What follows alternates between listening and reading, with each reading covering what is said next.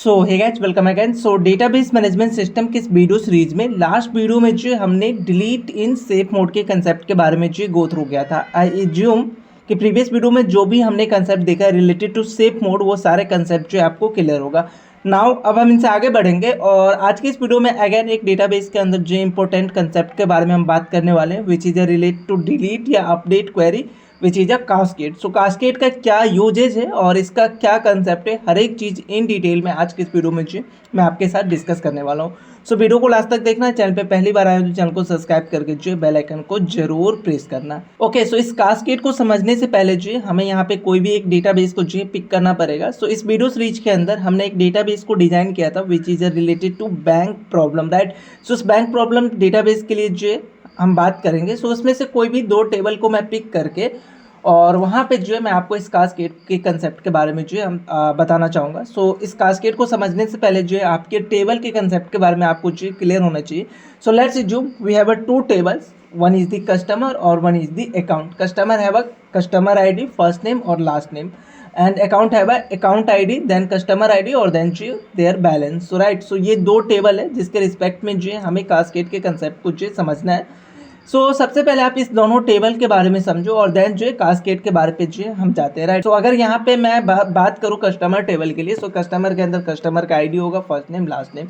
Customer का जो ID है विच इज अ प्राइमरी की। सो ये आईडी जो है एज अ प्राइमरी की काम करेगा। प्राइमरी की का मतलब क्या होगा कि जितने भी रूल्स हमने एज अ प्राइमरी की के लिए डिक्लेयर किया वो सारे रूल्स जो आपको फॉलो करने पड़ेंगे when you insert any data in this table, right. So ये एज अ प्राइमरी की काम करेगा। नाउ अकाउंट के लिए बात करते हैं तो अकाउंट के अंदर कौन सा हमारा एज अ प्राइमरी की काम कर रहा है, कौन सा कॉलम या एट्रीब्यूट करेगा as a primary key, which is a this ID. So जिसको आप अकाउंट आईडी या नंबर आप जो भी बोलो, सो ये हमारे लिए एज अ जो है प्राइमरी की काम करेगा। नेक्स्ट वन यहाँ पे अकाउंट के अंदर जो है हमारा customer ID. So customer ID basically यहाँ पे क्या है, अगर आप याद कर पा रहे हो, अगर आप चीज़ें समझ पा रहे हो तो कस्टमर आईडी एज ए यहाँ पे फॉरेन की का काम करेगा। आप कैसे, तो देखो हमारा कैसा रोल है यहाँ पे कि अगर किसी भी कस्टमर के लिए अगर आप अकाउंट ओपन करना चाह रहे हो तो सबसे पहले जो है आप उसको एज अ कस्टमर वाले टेबल के अंदर जो इंसर्ट करो। आई मीन उसको एक कस्टमर का आईडी मिल जाएगा, देन यहाँ पे उसका जो भी फर्स्ट नेम होगा लास्ट नेम होगा वो आपको यहाँ पे डालना पड़ेगा। नाउ कस्टमर आप इंसर्ट हो गया तो अब उस कस्टमर के रिस्पेक्ट में आई मीन उस कस्टमर के लिए जो है आप एक नया अकाउंट ओपन कर सकते हो इन योर डेटाबेस, राइट। सो यहाँ पे क्या होगा कि ये जो कस्टमर का आईडी है वो आपको मिल गया। अब इस कस्टमर आईडी को एज अ रेफरेंस जो है मैं यहाँ पे यूज करने वाला हूँ। और रेफरेंस अगर आप यूज कर रहे हो तो उसके लिए जो हमने पढ़ा है एक और keyword which is a foreign की। सो फॉरेन की क्या कहता है, अगर इसके कंसेप्ट को अगर आप याद कर पा रहे हो तो फॉरेन की ऑलवेज और ऑलवेज जो है कुछ रूल्स को फॉलो करता है, जिसमें एक रूल है हमारा कि फॉरेन की जो है जिस भी टेबल के अंदर आप फॉरेन की बनाने वाले हो किसी भी कॉलम या एट्रीब्यूट को, तो एक चीज़ ध्यान रखना कि वो दूसरे टेबल का, जिस भी टेबल से आप रेफरेंस लेने वाले हो, यहाँ पे मैं कौन से टेबल को रेफरेंस में लेके आ रहा हूँ तो वो चीज़ है customer table, right. So customer table का वो प्राइमरी की होना चाहिए। तो यहाँ पे आप आईडी चेक करो विच इज़ अ प्राइमरी की। तो मतलब मेरा कंसेप्ट जो यहाँ पे क्लियर है कि कस्टमर आईडी के अंदर अगर मैं कस्टमर का आईडी स्टोर करूँगा तो मेरा फॉरेन की का जो रूल्स है वो ब्रेक नहीं होने वाला है।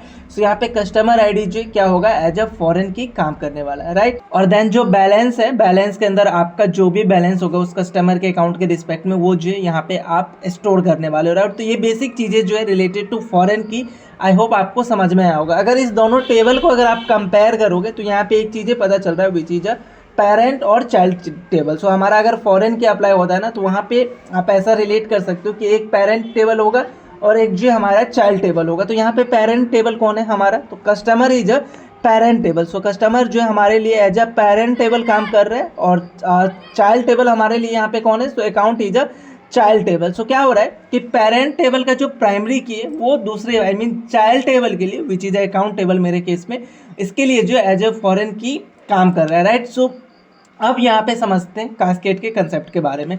सो ये पेरेंट चाइल्ड और फॉरेन की प्राइमरी की, ये जो मुझे टर्म्स समझाने थे वो आई होप आपको समझ में आया होगा।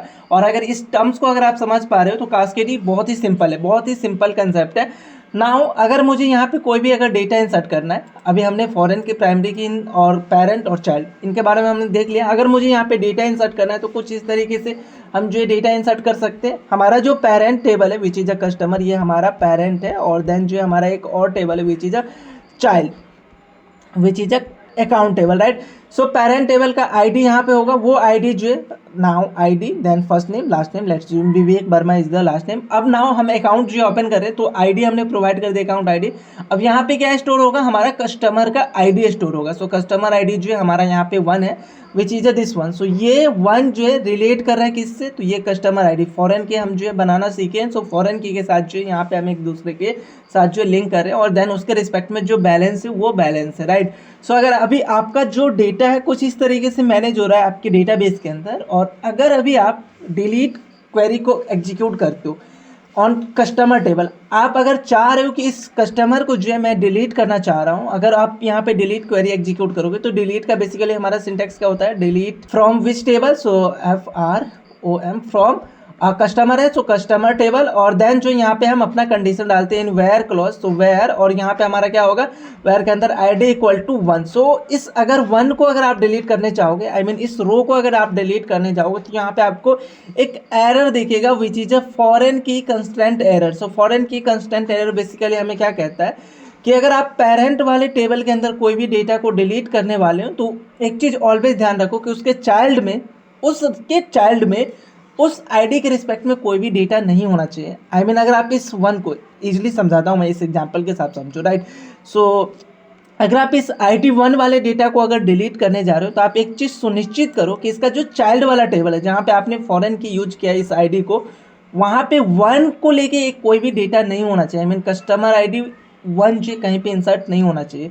सो एज ऑफ नाउ अगर आप यहाँ पे डिलीट करने जाओगे तो देखो ये 1 अगर आपने डिलीट करने गया तो बिहाइंड द सीन डेटाबेस क्या चेक करेगा, इसका जो चाइल्ड वाला टेबल है विच इज अकाउंट, यहाँ पे चेक करेगा क्या कोई कस्टमर आईडी 1 रख रखा है, तो यस यहाँ पे 1 रख रखा है। तो यहाँ पे आपको एक एरर थ्रो करेगा फॉरेन की कंस्टेंट का। सो फॉरेन की का कंस्टेंट बेसिकली हमें क्या कहता है कि अगर आप पेरेंट टेबल के कोई भी डेटा को डिलीट करने जा रहे हो तो एक चीज़ निश्चित चेक करो कि चाइल्ड के अंदर कोई भी जो है डेटा नहीं होना चाहिए उसके रिस्पेक्ट में, जो भी पेरेंट टेबल के अंदर जो डेटा आप डिलीट करने जा रहे हो। सो ये हमारा यहाँ पे एरर आएगा। ये हम नॉर्मल क्वेरी की बात कर रहे हैं, अगर आप कोई भी कास्केड वगैरह अप्लाई नहीं करते हो। नाउ अगर आप कास्केड अगर अप्लाई कर देते हो अपने टेबल के अंदर, कास्केड अप्लाई करने के बाद सॉरी मैंने होल डिलीट कर दिया, डोंट वरी, जो चीज़ें था वो याद रखना कि कस्टमर हमारा एज अ पेरेंट है, सो इसको मैं P लिख दे रहा हूँ, और हमारा अकाउंट जो है वो चाइल्ड है, इसको मैं C लिख दे रहा हूँ, राइट। सो नाउ हमारा कास्केड क्या कहता है, कास्केड कहता है कि आप पेरेंट टेबल से जो है डेटा को रिमूव कर सकते हो विदाउट एनी एरर। अभी जो है हमने नॉर्मल क्वेरी के साथ अगर देखा तो वहाँ पे हमें एरर मिला, लेकिन कास्केड अगर आप अप्लाई कर देते हो तो कास्केड कहता है कि आप पेरेंट टेबल से जो है डेटा डिलीट करो, हम आपको कोई भी एरर नहीं देंगे। एक्सेप्ट वो क्या करेगा बिहाइंड द सीन कि अगर आपने कस्टमर से कोई भी अगर आप डेटा डिलीट करो, आई मीन पेरेंट टेबल से कोई भी डेटा अगर आप डिलीट कर रहे हो तो उसके एसोसिएट में जो भी डेटा होगा चाइल्ड टेबल के अंदर वो ऑटोमेटिक जो है डिलीट कर देगा। कास्केड का कंसेप्ट ये है, आप पेरेंट से कोई भी रिकॉर्ड डिलीट करोगे उसके एसोसिएट में जो भी रिकॉर्ड होगा अकाउंट के अंदर वो ऑटोमेटिक डिलीट कर देगा। एग्जाम्पल के साथ समझो, ईजिली समझो। यहाँ पे क्या है, कस्टमर के अंदर मैंने कस्टमर ID1 का जो रिकॉर्ड है वो मैं डिलीट करना चाह रहा हूँ और मैंने कास्केड जो है अप्लाई कर दिया है। सिंटैक्स मैं बात करता हूँ अभी कुछ देर में, आप ऐसा मानो कि कास्केड जो है आपने अप्लाई करके रखा है अपने टेबल पे। नाउ अब इस कस्टमर वाले को जो है डिलीट करना चाह रहे हो, आई मीन कस्टमर 1 को जो है डिलीट करना चाह रहे हो कस्टमर टेबल से, तो क्या होगा, ये रिकॉर्ड ईजिली डिलीट करेगा और साथ के साथ जो इसका चाइल्ड वाला टेबल है विच इज अकाउंट टेबल, यहाँ पे कस्टमर ID1 के रिस्पेक्ट में जो डेटा होगा, जो रो होगा, उनको जो ये automatic erase I mean delete कर देगा। आई मीन आपके पास 2 जगह से जो डेटा डिलीट होगा, 1 इज दी कस्टमर टेबल और 1 इज दी अकाउंट टेबल। तो कास्केड का जो है बेसिकली हमारा ये कंसेप्ट है कि पेरेंट टेबल में जैसे आपने क्वेरी हिट चलाया तो उसके चाइल्ड के अंदर जितने भी उसके रिस्पेक्ट में उसका ही एसोसिएट होना चाहिए। अगर मैं यहाँ पे ID2 रख रहा हूँ, कोई और यूजर कोई और लास्ट नेम, और यहाँ पे ID2 है, तो ये 2 वाले को डिलीट करने नहीं जाएगा, सिर्फ और सिर्फ इस ID ये 1 का है उसी के डेटा को जो डिलीट करेगा। दैट्स वाई मैं कह रहा हूँ एसोसिएट, मतलब कि उससे मिला हुआ वैसी डेटा को जो डिलीट करेगा। तो ये हमारा होता है कास्केड, और ये बेसिकली हेल्पफुल भी करता है कि अगर मान के चलो आप किसी भी कस्टमर को अपने बैंक से जो डिलीट करना चाह रहे हो तो उसका अकाउंट नंबर आप क्यों रखोगे, अगर कस्टमर ही नहीं है तो उसका अकाउंट का इन्फॉर्मेशन मुझे क्यों रखना है। तो इसलिए भी जो है हमें ये हेल्प करता है। तो आई होप आपको ये कास्केड का जो है कंसेप्ट समझ में आया होगा। नाउ अब हम इसके सिंटैक्स के बारे में हम बात करते हैं। सो यहाँ पे आपके माइंड में ऐसा आ रहा होगा कि डिलीट कास्केड मैंने लिखा है तो डिलीट के क्वेरी के अंदर हमें कुछ चीज़ें जो है यूज करना होगा। नो, ये चीज़ें गलत है। मतलब हम डिलीट का जो हमारा क्वेरी है, जो नॉर्मली आपने लास्ट वीडियो में फॉलो किया है, वही क्वेरी आप एग्जीक्यूट करोगे। कास्केड जो ऑलवेज एंड ऑलवेज जो आप अपने टेबल को क्रिएट करते समय जो यूज करोगे। सो जब आप टेबल क्रिएट कर रहे हो उस समय जो है आपको कास्केड को जो अप्लाई करना पड़ेगा। और कहाँ पे अप्लाई करना पड़ेगा, तो चाइल्ड वाले कॉलम के अंदर, सॉरी चाइल्ड वाले टेबल के अंदर। सो यहाँ पे हमारे पास दो टेबल है, one is the customer which is a parent और one is the account which is a child.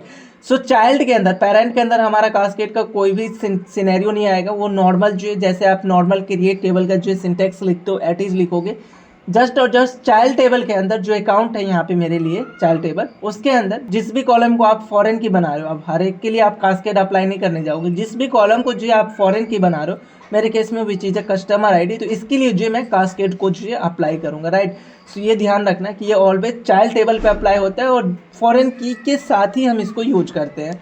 Now इसके सिंटैक्स के लिए हम बात कर लेते हैं। तो सिंटैक्स बहुत ही सिंपल है, अभी हमने गो थ्रू किया है कि ये ऑलवेज और ऑलवेज जो है हम क्रिएट टेबल के साथ जो यूज करने वाले हैं। तो हमारा जो क्रिएट टेबल का जो सिंटैक्स है, अगर आप याद कर पा रहे हो तो वो क्या है हमारा, सो क्रिएट टेबल, दो हमारे पास जो है कीवर्ड है और देन जो है आप अपने टेबल का नाम। सो मेरे केस में टेबल का नाम है विच चीज़ है अकाउंट, और देन जो है विद इन अ ब्रैकेट हम अपने बेसिकली की और अपने डेटाबेस को जो है पास करते हैं, sorry not database, data types, right. की इन द सेंस आपका जो कॉलम है। सो मेरे पास पहला कॉलम है आईडी, इसका डेटा टाइप जो है मैं इंटीजर रख रहा हूँ।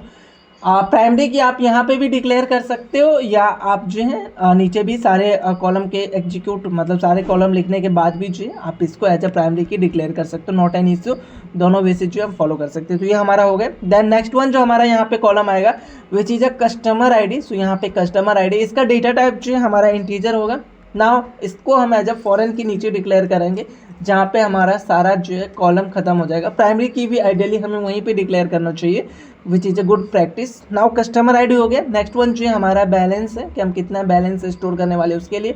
इसका जो डेटा टाइप है विच इज़ अ कैर, और कैर जो है मैं 50 कैरेक्टर डाल रहा हूँ। अब हमारे पास पूरे डेटा टाइप आ गया। नाउ अब यहाँ पे हम फॉरेन की जो है सेट करना चाह रहे हैं। सो फॉरेन की अगर आपको सेट करना है तो फॉरेन की का सिंटैक्स अगर मैं आपको बोलूँ क्या है, तो आप आई होप आप जो इजीली हमें बता पाओगे। सो फॉरेन की दो बेसिकली हमारे पास जो कीवर्ड है जो कि हमें यूज करना पड़ेगा, और देन जो फॉरेन की के लिए जो आपको अपना as a bracket, within a bracket कौन से कॉलम को आप फॉरेन की बनाने वाले हो। सो मेरे केस में जो customer ID which is a column, जिसको जो मैं यहाँ पे फॉरेन की बनाने वाला हूँ। सो ये होगा, और फॉरेन की के साथ साथ जो है आपको एक और चीज़ पास करना होगा which is a reference, right. So reference pass करने के लिए हमें जो है रेफरेंसेस नाम का जो है बेसिकली कीवर्ड मिलता है। सो रेफरेंसेस, और रेफरेंसेस के अंदर सबसे पहले आप कौन सी टेबल को रेफरेंस में यूज करने वाले हो, विच इज अ कस्टमर टेबल मेरे केस में। और कस्टमर टेबल के अंदर कौन से कॉलम को आप ऐड करने वाले हो एज अ फॉरेन की, सो वो टेबल का जो है सॉरी उस कॉलम का जो है यहाँ पे नाम पास करोगे, दैट्स इट। तो ये हमारा फॉरेन की हो गया। नाउ